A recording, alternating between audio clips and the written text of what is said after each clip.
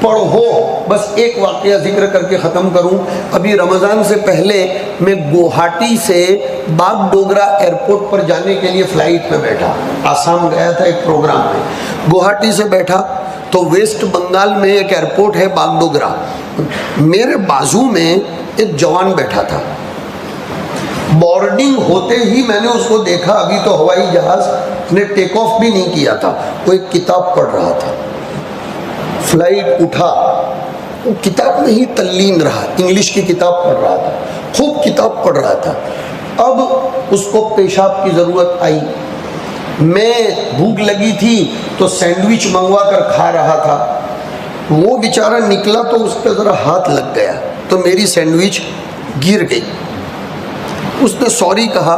میں نے کہا it is okay, take it easy, یعنی اس کو کوئی ٹینشن مت لو, گرنا تھی گر گئی. وہ پیچھے گیا فلائٹ میں, پیشاب پانی کی ضرورت پوری کر کے ہاتھ واتھ دھو کر نئی سینڈوچ خرید کر لایا اور مجھے اس نے دی. میں نے کہا آپ کیوں یہ سینڈوچ دے رہے ہیں؟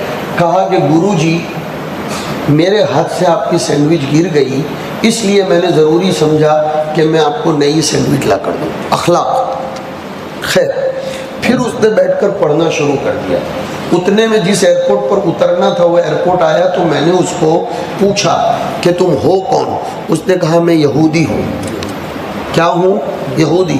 میں نے کہا تم, کہا یہ پڑھ پڑھ کر ہی تو ہم تمہارے اوپر حکومت کر رہے ہیں, اور تمہارا نوجوان فلائٹ میں بیٹھے گا تو گیم ڈاؤن لوڈ کر کے گیم کھیلنے کے سوا دوسرا کچھ کرے گا ہی نہیں. جب تک تمہاری قوم اسٹڈی نہیں کرے گی تب تک وہ ہم پر حکومت نہیں کر سکتی. اس نے صاف کہا. پھر اس کے ساتھ میں نے تھوڑا سا اور کھلا.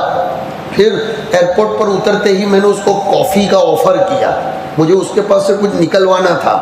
تو اس نے بولا کہ دیکھو گرو جی, ہم جانتے ہیں کہ جس دن تمہاری قوم چیخنا چلانا موٹی موٹی باتوں کروانی, کیوی موٹی باتوں خبر, આપણો જવાનીઓ એક કપ ચાય પીતા પીતા 10 ગવર્મેન્ટ ને નીચે બેહાડે ને 10 જોણે કે કાલે એક બેહી જવાનો એમ ને ઘેર આવીને પાછો જે હતો તેને તે.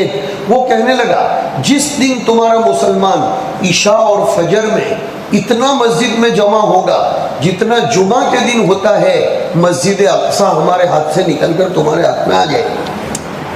یہ ہے سیکریس. لہذا اللہ کے بندو شریعت پر آؤ, اپنی پاکی ناپاکی کے باب میں بھی محتاط رہو, اپنے دل کو بھی پاک رکھو, دماغ کو بھی پاک رکھو, عقائد کو صاف رکھو.